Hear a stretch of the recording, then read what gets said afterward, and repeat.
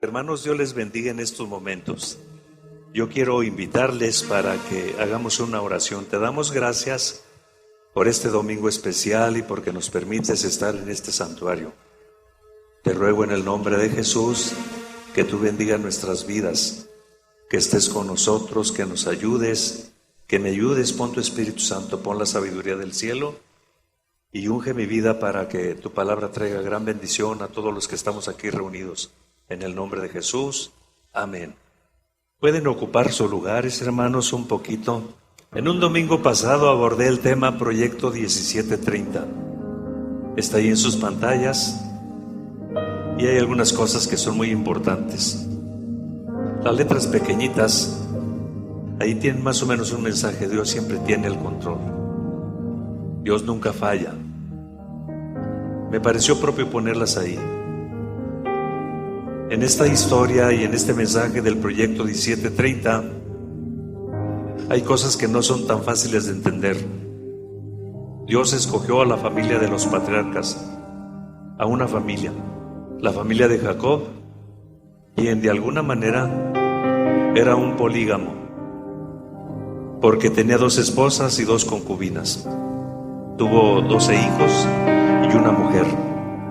Y de los 12 hijos Dios escoge a uno. Su nombre es José. Y uno puede decir, ¿por qué? Pues si el hombre no era tan ordenado, ¿por qué Dios lo escogió?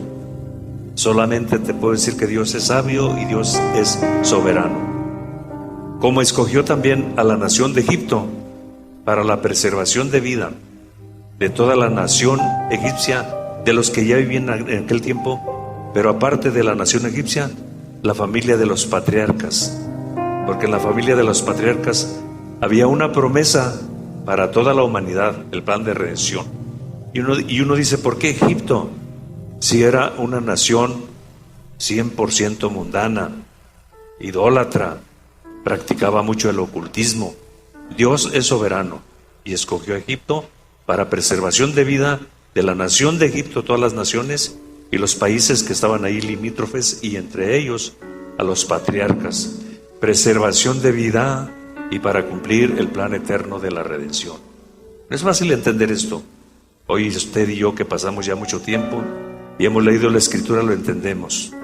Esto nos lleva a entender que Dios siempre tiene un proceso y tiene un proyecto, y a veces los procesos del cielo y los proyectos de Dios no son nada gratos. Se entienden hasta después de que pasan.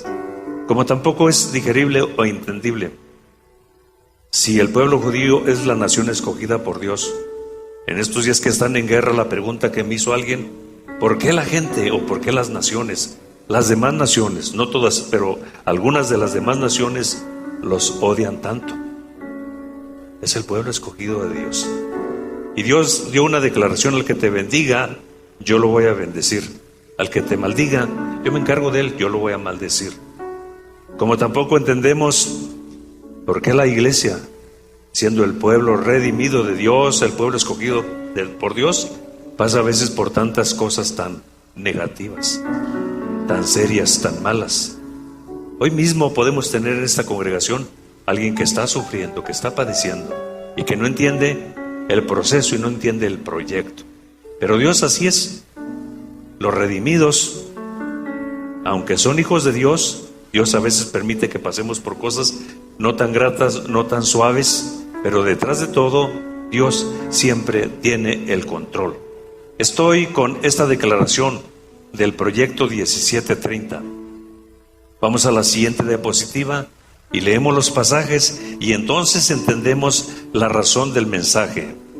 Génesis capítulo 37, el verso 2. Esta es la historia de la familia de Jacob. José, siendo de edad de 17 años, apacentaba las ovejas con sus hermanos. Solamente esa parte. Tenía 17 cuando Dios le reveló que él tenía un proyecto para su vida. Génesis capítulo 41, verso 46. Era José de edad de 30 años cuando fue presentado delante de Faraón, rey de Egipto. Y salió José de delante de Faraón y recorrió toda la tierra de Egipto. Si usted le echa matemáticas, 17 a 30 son 13 años. los que él pasó por un proceso, y en todo el proceso la mayoría de los eventos eran cosas negativas. Pero en medio de esos eventos negativos o de ese proceso negativo, de tiempo en tiempo, Dios como que corría el velo o el telón del cielo y mandaba ciertos flashazos donde le indicaba que en medio de todo estaba con él y que el proyecto que tenía trazado para él se iba a cumplir. Aunque las naciones odien al pueblo judío, no deja de ser el pueblo escogido por Dios. Aunque Satanás y el enemigo odien a la iglesia y odien a los creyentes, la iglesia no deja de ser el pueblo redimido y escogido por Dios. Sea bendito el nombre de Cristo Jesús para siempre. Estoy tratando el tema Proyecto 1730. El punto que voy a abordar en esta ocasión, en este segundo momento, es: acá donde yo estoy, no me es fácil entender el proceso. ¿Alguien de los que estamos aquí no ha pasado por momentos difíciles? ¿Alguien de los que estamos aquí no ha llorado por momentos difíciles? Acá donde yo estoy, no me es fácil entender el proceso. Génesis capítulo 39, versos 17 al 19. Cuando Potifar llegó, ella le contó la misma historia. Ese esclavo hebreo que nos trajiste quiso violarme, pero en cuanto empecé a gritar pidiendo ayuda, dejó su ropa junto a mí y salió corriendo de la casa. Al oír Potifar las quejas de su esposa, se enojó mucho. Y la pregunta es: ¿con quién? ¿Con José o con su esposa? Los conocía a los dos. Entonces agarró a José y lo metió en la cárcel, donde estaban los presos del rey. Acá donde yo estoy, no me es fácil entender el proceso. Acá indica el lugar donde se halla el que habla, como también indica el lugar donde se halla a quien se dirige la frase o se dirige la conversación.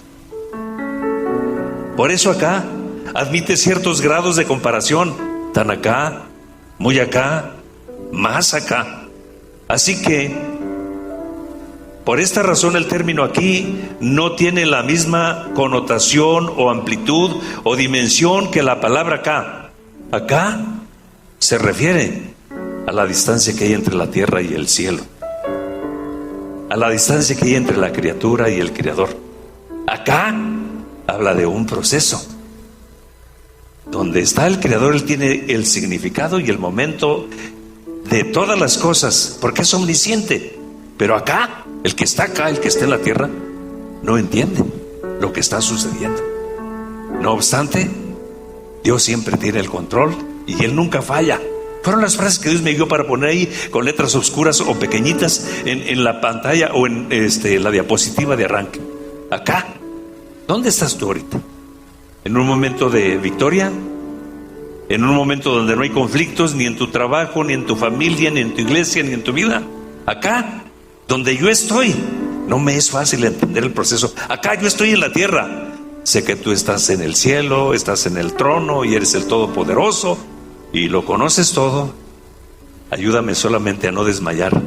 Sea bendito el nombre de Cristo Jesús, el que te compró con su sangre, el que inscribió tu nombre en el libro de la vida, el que hoy te tiene en sus caminos, está contigo en cualquier momento, en cualquier situación difícil.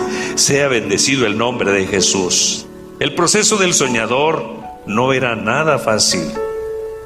Fue vendido y revendido como un objeto. Después de todo, en usos y costumbres de la ley, a los esclavos se les consideraba como objetos o como una propiedad para hacer alguna transacción o algún negocio, estipulado en 20 piezas de plata y en 30 piezas de plata. El esclavo más joven o tierno valía 20 piezas de plata, que fue lo que dieron por José. El esclavo más viejo o ya macizo valía 30 piezas de plata, que fue lo que dieron por Jesús. Si te fijas, hay una similitud entre José y Jesús. Porque Jesús, siendo la segunda persona de la Santísima Trinidad, siendo el Hijo de Dios, terminó en una cruz. Lo abofetearon, le mesaron su barba, lo escupieron, le clavaron espinas en su frente, le pusieron clavos en sus manos y en sus pies. Acá donde yo estoy, no me es fácil entender el proceso. Solo te digo una cosa: Dios está siempre cerca de ti, está siempre a nuestro lado. Sea bendecido el nombre de nuestro Señor Jesucristo para siempre. Es maravilloso. Tenemos en estos momentos pues una similitud entre Jesús y José. El proceso del soñador no era nada fácil. Fue doblemente acosado, primero por sus hermanos y después por la esposa de Potifar. Lo despojaron 2 veces de su túnica, primero por sus hermanos y después por la esposa de Potifar. En la primera ocasión fue despojado de su túnica con mucho odio y con un maltrato. Hubo jalones, hubo palabras agresivas, hubo sarcasmos, hubo golpes. Le quitan la túnica y lo arrojan a una cisterna. Le tenían tanto odio que querían que se muriera. Eran tan malvados que mataron un corderito e impregnaron su túnica de sangre y llegaron y se la aventaron al viejo en sus pies. Ahí está, a ver si la conoces. Ni les importaba José, ni les importaba el viejo. Y es que así hay gente en este mundo, gente mala, gente malvada.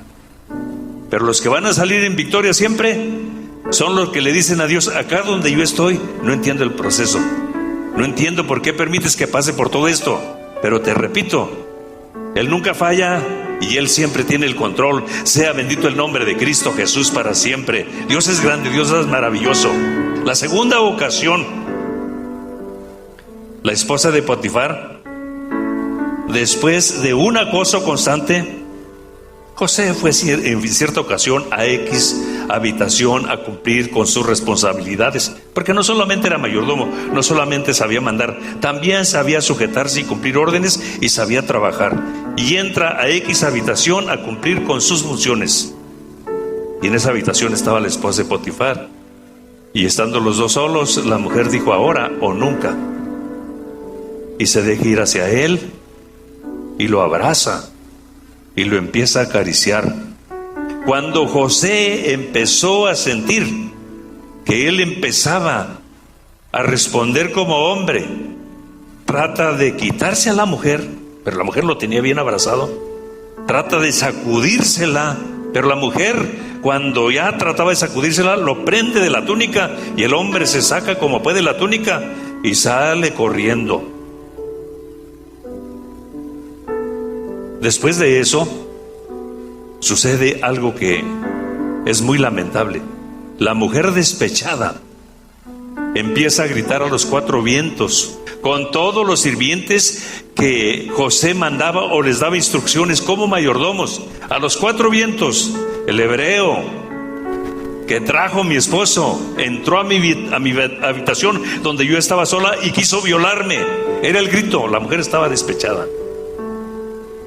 La mujer se esperó hasta que llegó su esposo con la túnica, la segunda ocasión que lo despojan de su túnica. Y cuando llega el esposo, quién sabe de qué funciones llegó, actividades políticas, era el jefe de la guardia de Potifar, debió haber andado en alguna gestión, en alguna actividad como jefe de la guardia. Y regresa y lo llama y le dice: ven, el hebreo que trajiste entró a mi recámara en el momento que yo estaba sola y me quiso violar. Y cuando yo empecé a gritar, salió corriendo y mira, dejó la evidencia. Dice la historia que Potifar se enojó mucho. Hace mucho tiempo leía un exégeta que dice que no se enojó con su esposa, que no se enojó con José, se enojó con su esposa. Al final la conocía, sabía bien quién era. Y por el detalle que dice que lo mandó a la cárcel, pero con los presos del rey. Si me permite, aquí hay una declaración para mí muy importante. La jaula, aunque sea de oro, no deja de ser prisión, ya que el ambiente en cualquier cárcel es terrible, es tóxico, es dañino, es destructivo. Están como fieras encerrados por algún delito tal vez que cometieron otros porque no hicieron nada, pero están encerrados y el ambiente en la cárcel es terriblemente dañino. Y ahí está José, después de que le levantan un falso testimonio. Pero vayamos un poquito más allá, más al fondo del asunto en cuestión. Aparentemente son los hermanos de José. Es la esposa de Potifar la que se oponen y se atraviesan al proyecto 1730. En realidad, esto va más allá. El enemigo de Dios siempre se atraviesa a los planes y a los proyectos que Dios tiene, y siempre quiere que aborten, y siempre quieren que sean obstaculizados, como sea, pero nunca le va a ganar ni Satanás ni los demonios a Dios. Sea bendito el nombre de Cristo Jesús. Aparentemente, pues eran primero sus hermanos, con un odio, con un sarcasmo y con empujones y con gritos y con tanta maldad que le avientan la túnica bañada de sangre al viejo. Dice: esta, a ver si la conoces. La túnica de diversos colores era única, no había otra. Sabía que era de José, y lo primero que se le viene al viejo: mi hijo está muerto, se lo tragó alguna fiera. Y esto es impresionante. Luego la esposa de Potifar trata de seducir a José para que se acueste con ella, para que haya una relación sexual. José se rehúsa y sale huyendo. Y es impresionante lo que sucede. La mujer despechada levanta un falso testimonio y José termina en la cárcel. Por eso le digo, vayamos más al fondo sobre este asunto en cuestión. Aparentemente parecen hombres los que están detrás de todo ello, pero ¿qué hay detrás de las personas? Todo impulso benigno viene del cielo, viene del Padre de las luces. Todo impulso maligno viene de Satanás y de las tinieblas. Escuche lo que dice Efesios capítulo 2, ¿qué viene siendo? 6:12, puse aquí 2:12, 6:12 o 5:12, a ver, Saret, si checas ahí. Nueva traducción viviente: pues no luchamos contra enemigos de carne y hueso, sino contra gobernantes malignos y autoridades del mundo invisible, contra fuerzas poderosas de este mundo tenebroso y contra espíritus malignos en los lugares celestes. Es 6:12. Yo no sé por qué puse aquí 2:12, pero ahí está el versículo. Detrás de todo estaba Satanás y los demonios. Hey, ¿qué te está sucediendo en tu vida? ¿Qué estás pasando? Aparentemente son personas. Te vuelvo a repetir lo que dije ahorita, y no lo tengo en el guión. Todo impulso benigno y toda actividad benigna viene de parte del Padre de las luces. Todo impulso maligno y todo ataque y toda agresividad contra los hijos de Dios y contra la iglesia y contra el pueblo judío viene del mundo de las tinieblas, viene de Satanás y los demonios. Pero ¿permitirá Dios que sus proyectos, el proyecto 1730 y otros proyectos, queden inconclusos? Jamás. A Jesús lo crucificaron y luego Satanás y los demonios negociaron. Dice: hay que ponerle guardia, hay que sellar la tumba para que nadie venga a violarla y se roben el cuerpo de Jesús y terminen con el cuento que Jesús resucitó, porque dijo que se iba a levantar al tercer día. Pues con todo y guardia y con todo y el sello, la piedra fue removida. Y dice Max Lucado: Jesús no necesitaba que le removieran la piedra para salirse de la tumba. Él se salió sin que le removieran la piedra. La piedra la removieron para que lo vieran los mortales, que el Hijo de Dios ya no estaba ahí y que Satanás no lo pudo vencer. Dale palmas al Señor en estos momentos. Sea bendecido el nombre de Cristo Jesús para siempre. Voy a un pensamiento más. El diablo es un mañoso. En las Escrituras se habla de las artimañas de Satanás, entendiendo por artimaña que es una táctica o es una técnica para seducir, engañar o atrapar a alguien o para timar a alguien. Tácticas. Y la Biblia dice luego, dice: los hijos de las tinieblas son más sagaces que los hijos de la luz. ¿Alguien de aquí lo han extorsionado? ¿Con su tarjetita o con otras cosas? ¿Lo han extorsionado? No se enganche en la conversación, aunque parezca que le hablan del banco. Vuelvo a repetirte, el diablo es mañoso y los que le sirven también. En las Escrituras se habla de las artimañas de Satanás. Artimaña es una táctica, es una técnica para seducir, engañar, atrapar o timar a alguien. En las artimañas del diablo, el plan A seducir a José a través de una tentación sexual con una mujer. Por cierto, no cualquier mujer. Lo hace a través de la esposa de Potifar. Me tocó leer a los exégetas y dicen que era una mujer muy guapa. Eso dicen los exégetas. Pero a culta dama, perdón. Mejor dicho, a perversa dama y al diablo les falló el plan. José tenía muchas convicciones y José tenía un carácter íntegro. José amaba a Dios y Dios amaba a José. Si es de que en el plan A le falla, plan B, ponerlo en prisión a través de un falso testimonio. En un momento, José pasó de un palacio a una prisión. Como se dice comúnmente, fue privado de su libertad. Esto podía traerle graves problemas y grandes trastornos emocionales y psicológicos. Sobre el falso testimonio, pues a quién de los ungidos en algún momento no le han colgado un milagrito. Usted sabe que a los santos les cuelgan milagritos, ¿verdad? Es una metáfora o es un símil. ¿A quién de los santos no le han colgado un milagrito? ¿Era cierto lo que se dijo de José? No, pero lo mandan a la cárcel. Lo mandan con los presos del rey. No dejaba de ser prisión. No dejaba de ser un ambiente tóxico. Imagínese odiado por sus hermanos, empujado, golpeado, despojado de su túnica por sus hermanos. Ahora lo despojan de otra túnica, pero de pilón lo mandan a la cárcel. Por eso José grita y dice: acá donde yo estoy, no me es fácil entender el proceso. Alguna ocasión yo predicando sobre Job hice la declaración o la pregunta: ¿por qué sufren los justos? Como que no deberían de sufrir, ¿verdad? Porque Dios tiene un proyecto. Tal vez es 17:30, tal vez es de menos años, pero Dios tiene un plan y un proyecto para tu vida. Sea bendecido el nombre de nuestro Señor Jesucristo. En medio de todos los eventos hay un momento grato en la vida de José.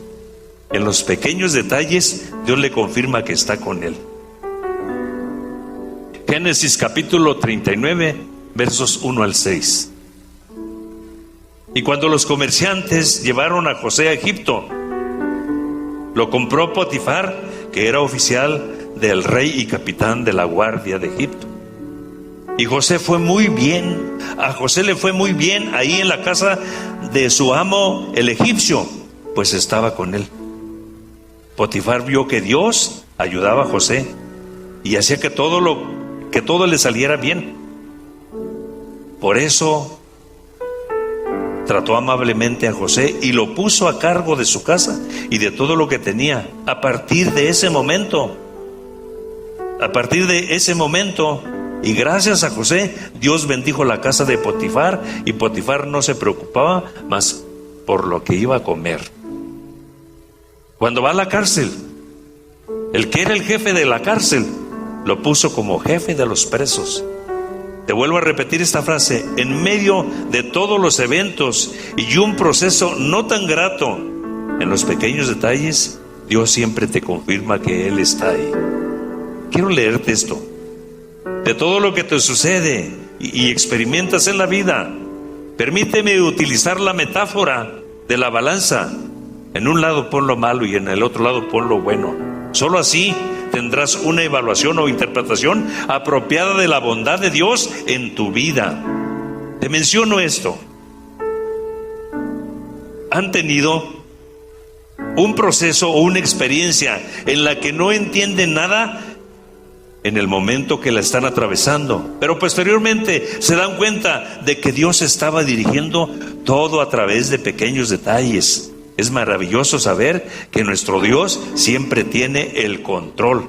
Es maravilloso saber que Dios siempre ha tenido el control. De los que estamos aquí, cuando hemos pasado por alguna situación difícil, muy difícil, y después la evaluamos o ya pasamos el momento y nos dimos cuenta que en cada uno de los detalles Dios estaba. Te menciono, si estamos en los caminos del Señor y en medio de todo lo que has pasado, estás en el lugar apropiado si no has dejado al Señor. Tal vez el proceso todavía no termina, o tal vez está por terminar, o tal vez ya terminó. Y ahora, mientras estás escuchando esto, has dicho: sí, es cierto. En medio de todo mi dolor, en medio de ese detalle de acá donde yo estoy, no me es fácil entender el proceso, o no me es fácil entender lo que tú haces en este momento. En medio de todo eso, ahora, después de que has pasado, tú compruebas que Dios estuvo ahí contigo. Hoy estás en los caminos del Señor, hoy estás en una iglesia, hoy perteneces al cuerpo de Cristo Jesús, y eso es lo más maravilloso que te puede suceder. Dios está contigo en todo momento. Sea bendito el nombre de Cristo Jesús. Dale palmas al Señor.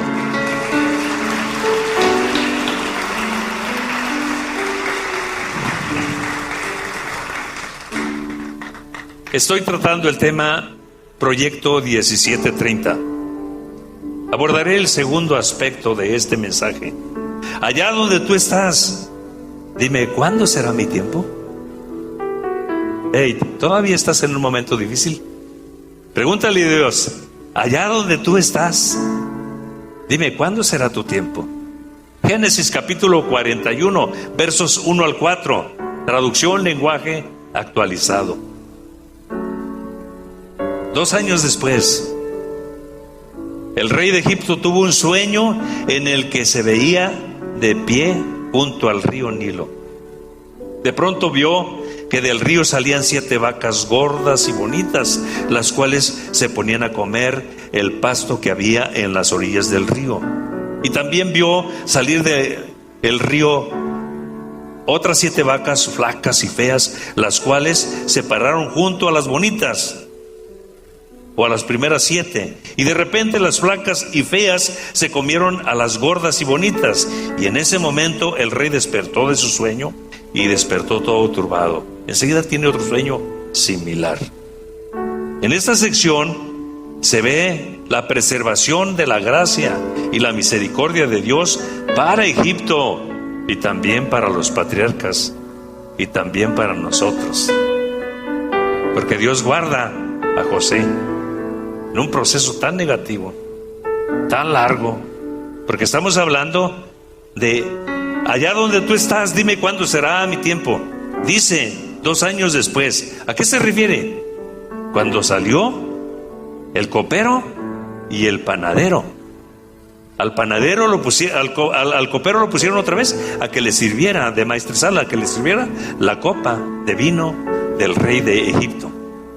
Pero al panadero, tortis mortis, lo colgaron, se murió, exactamente como José lo había interpretado. O sea, dice, 2 años después de que José interpretó el sueño, tenemos este momento especial, este suceso.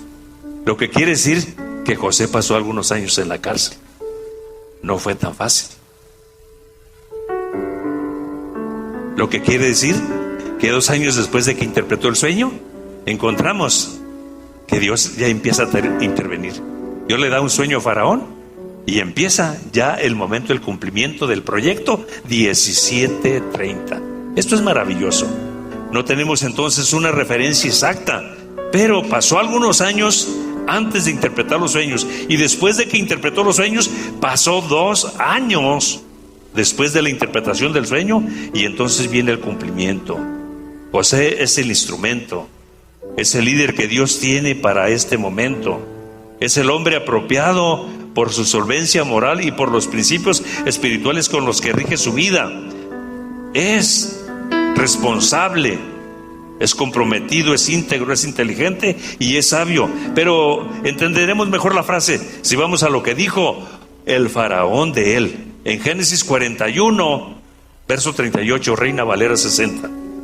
Y dijo Faraón a sus siervos: ¿acaso hallaremos a otro hombre como este en quien esté el Espíritu de Dios? O sea, diciendo, no hay otro. Lo sacan de la cárcel, y cuando el faraón lo tiene enfrente, a mí me llama la atención esto. Cuando van y le dicen, hay algo muy muy especial.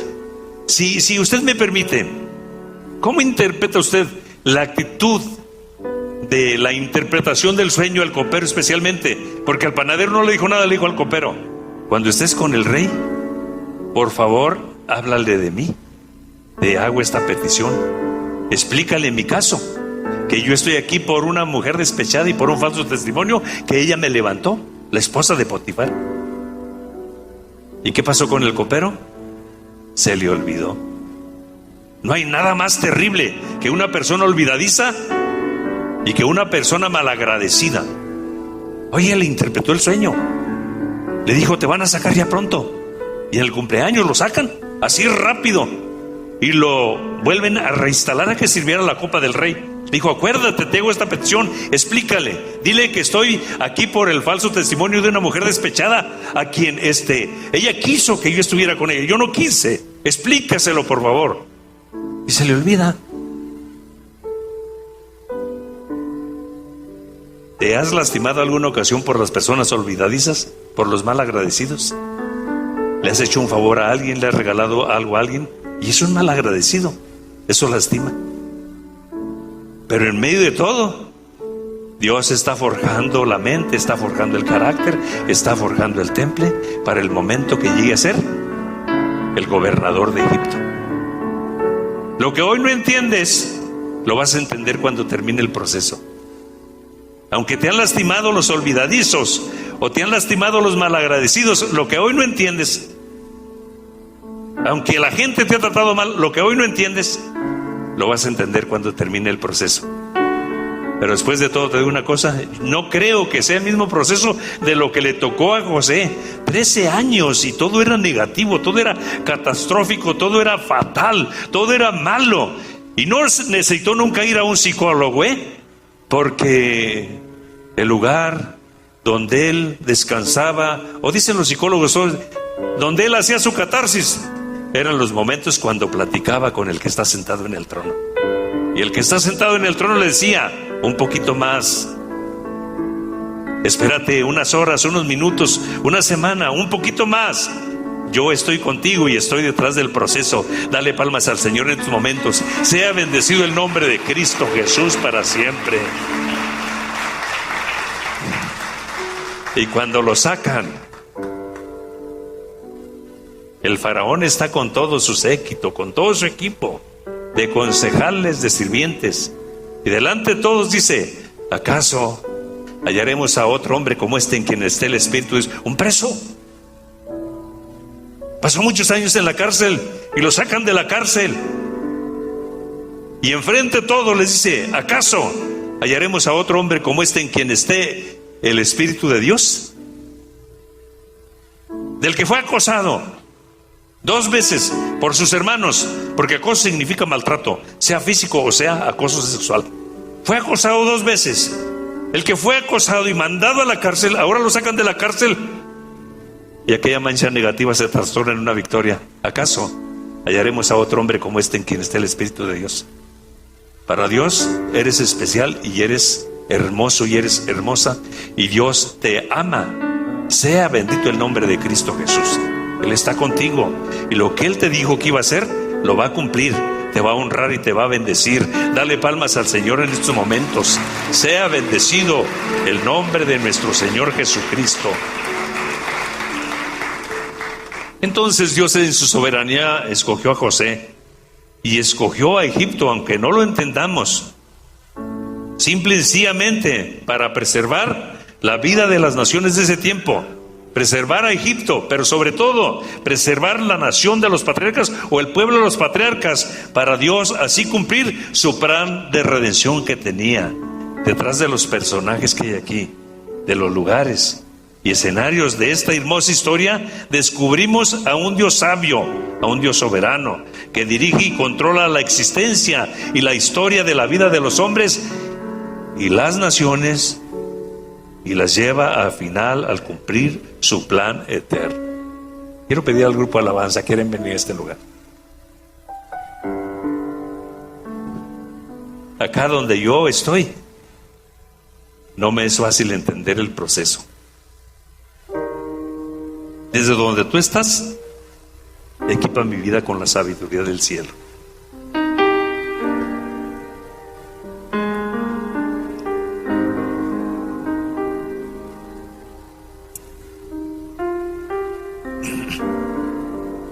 ¿Hay alguien que está invicto en esta congregación que no ha tenido nunca problemas? Felicidades. Pero todos los que hemos tenido problemas y hemos pasado por procesos, Dios te ama. Y Dios ha estado contigo en esos momentos más duros, más difíciles. Que se te fue el apetito y que se te fue el sueño. Y que había un gran dolor y muchas lágrimas. Y que se abrieron heridas en tu corazón. Ahí Dios estaba contigo. Los momentos difíciles que me ha tocado vivir, este ha sido mi lugar de oración cuando yo vengo aquí a la casa del Señor. Y ahí he hecho mis catarsis. Ahí he llorado con el Señor. Ahí le he dicho, ayúdame. Y ahí, en los momentos que yo decía, te los encargo, hazles conforme a lo que hicieron, llegó el momento que yo le pude decir al Señor, los bendigo desde este lugar, bendícelos. ¿Quieren estar de pie en estos momentos? El grupo entona esta alabanza.